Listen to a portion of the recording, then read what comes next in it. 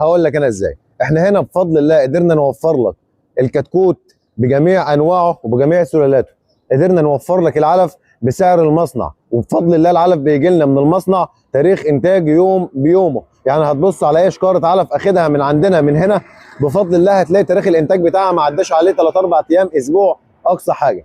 قدرنا برضو بفضل الله ان احنا نوفر لك المستلزمات كامله بتاعه الدواجن.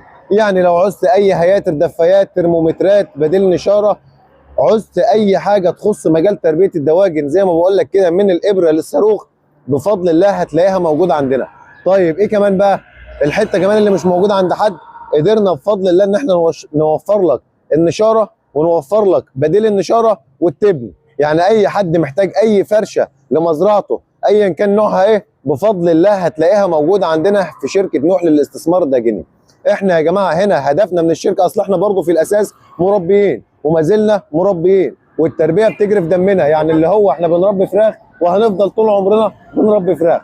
طيب كان من اكبر المشاكل او الحاجات اللي بنواجهها هو اننا بنتشتت لما يكون عايزين نجيب اكتر من حاجه من كذا مكان مختلف. فكان هدفنا ان احنا ننشئ مكان واحد يكون